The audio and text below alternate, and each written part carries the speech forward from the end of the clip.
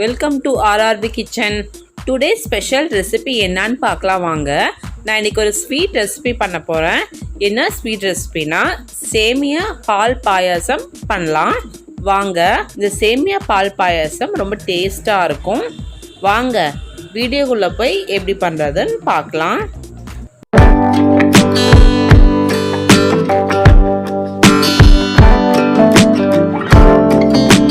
First இதுக்கு தேவையான ingredients என்னென்னு பார்த்தலாம் வாங்க.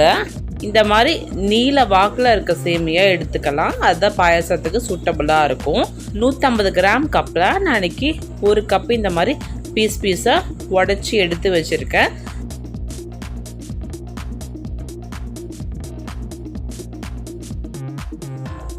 முந்திரி பருப்பு ஒரு 6 பீஸ் மட்டும் எடுத்திருக்கேன். ஒரு 10 பீஸ் உலர்ந்த திராட்சை. நீங்கள் தேவைப்பட்ட முந்திரி பருப்பு எக்ஸ்ட்ரா கூட சேர்த்திக்கலாம். 5 to 6 பீஸ் குங்குமப்பூவை 1 hour பாலில் ஊற வச்சுருக்கேன். அடுப்பில் வச்சுக்கலாம். பேன் கொஞ்சம் சூடான வாட்டி ஒரு 4 டேபிள் ஸ்பூன் மட்டும் நெய் விட்டுக்கிறேன். நெய் 4 டேபிள் ஸ்பூன் விட்டுட்டு நெய் நல்லா காயிற வரலும் வெயிட் பண்ணலாம். நெய் நல்லா காஞ்ச வாட்டி நம்ம எடுத்து வச்சுருக்க முந்திரி பருப்பும் உலர்ந்த திராட்சையும் அதில் போட்டு ஒரு நிமிஷம் மட்டும் கலர் மாறி வரலும் இந்த மாதிரி வணக்கி விட்டுட்டே இருக்கலாம். முந்திரி பருப்பு லைட் ப்ரௌன் கலர் ஆகணும். அதே மாதிரி உலர்ந்த திராட்சையும் ஒரு மாதிரி லைட் ப்ரௌனாக ஆற வரலும் வணக்கி விட்டுக்கலாம். வணக்கி விட்ட வாட்டி ரெண்டுமே லைட் ப்ரௌன் ஆன வாட்டி இது கூட சேமியா சேர்த்திக்கலாம். இந்த சேமியா வறுக்கிறதுக்கு அடுப்பை லோ ஃப்ளேமில் வச்சுருக்கேன். ஏன்னா ஹை ஃப்ளேமில் வச்சா சேமியா சீக்கிரம் தீய வாய்ப்பு இருக்குது. அதனால் லோ ஃப்ளேமில் வச்சு வறுத்திங்கன்னா சேமியா நல்லா கலர் மாறி அந்த பாயாசமே நல்லா டேஸ்ட்டாக இருக்கும். லோ ஃப்ளேமில் வச்சு சேமியாவை ஒரு 2 to 3 நிமிஷம் வறுத்து விடணும். சாலிடாக எனக்கு 3 minutes ஆச்சு. இந்த சேமியா லைட்டாக தான் கலர் மாறி வரணும். ரொம்ப டார்க்காக வேணால் லைட்டாக தான் கலர் மாறி வரணும். பார்த்திங்கன்னா தெரியும். ஃபஸ்ட்டு நான் போட்டப்போ எப்படி இருந்தது. நான் நல்லா ஒரு 3 நிமிஷம் லோ ஃப்ளேமில் கைவிடாமல் வறுத்துட்டு இருந்தேன். இப்போ கொஞ்சம் கலர் மாறி வந்துருச்சு.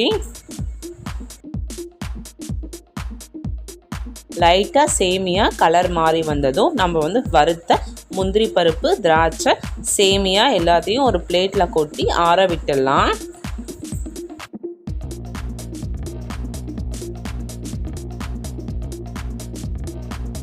பாயாசத்துக்கு ஒரு அகலமான பேன் அடுப்பில் வச்சுக்கலாம். பேனில் எந்த கப்பில் சேமியா அளந்து எடுத்தோமோ அதே கப்பில் 6 கப்பு பால் ஊற்றிக்கலாம். அதுக்கப்புறம் அதோட 1 கப்பு தண்ணி சேர்த்திக்கலாம். மொத்தம் 6 கப்பு பால் 1 கப்பு தண்ணி. சேமியா எந்த கப்பில் அளந்தமோ அதே கப்பு தான் நான் இன்றைக்கி யூஸ் பண்ணியிருக்கேன். சேர்த்திட்டு நல்லா மிக்ஸ் பண்ணி விட்டுக்கலாம். பால் நல்லா கொதிக்கிற வரலும் வெயிட் பண்ணணும். பால் நல்லா கொதித்து பொங்கி வந்துட்டுருக்கு. இந்த ஸ்டேஜில் நம்ம பாலில் ஊற வச்சுருக்க குங்குமப்பூ சேர்த்திக்கலாம்.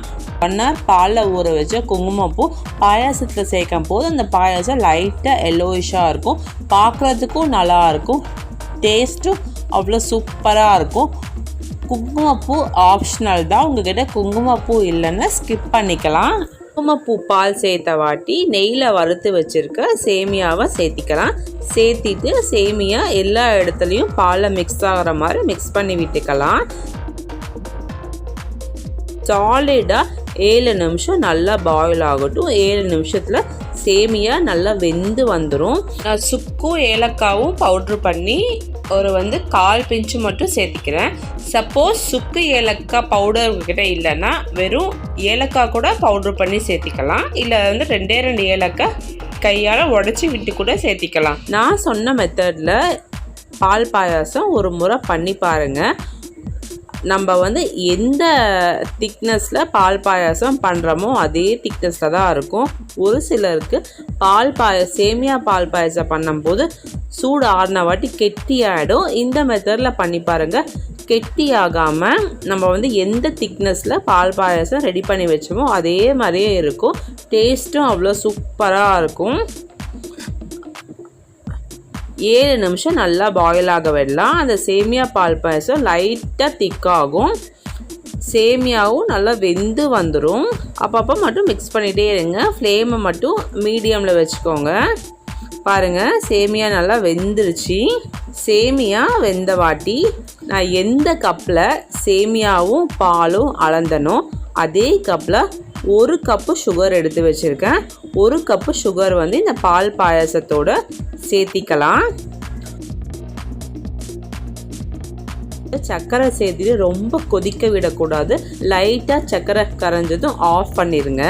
ரொம்ப கொதிக்க விட்டாதான் அந்த பால் பாயாசம் சூடு ஆறின வாட்டி கெட்டி ஆறுறது. சர்க்கரை சேர்த்தி ஒரு 30 செகண்ட்குள்ளே சர்க்கரை கரைஞ்சிடும். உடனே அடுப்பு ஆஃப் பண்ணிடுங்க. 1 கப்பு சர்க்கரை கொஞ்சம் அதிகமாக தான் இருக்கும். ஏன்னா பாயாசத்தில் கொஞ்சம் ஸ்வீட் அதிகமாக இருக்கிறது நல்லாயிருக்கும். உங்களுக்கு ரொம்ப அதிகமாக வேணான்னா 3/4 கப்பு சர்க்கரை போதும். எந்த கப்பில் சேமியாவும் பாலும் அளந்தமோ அதே கப்பில் 3/4 கப்பு எடுத்துக்கோங்க. ஸ்வீட் வந்து மீடியமாக இருக்கும். டேஸ்டியான பாயாசம் ரெடி ஆகிடுச்சு. ஒரு முறை பண்ணி பார்த்துட்டு எனக்கு கமெண்ட்ஸில் எப்படி இருக்குன்னு சொல்லுங்கள்.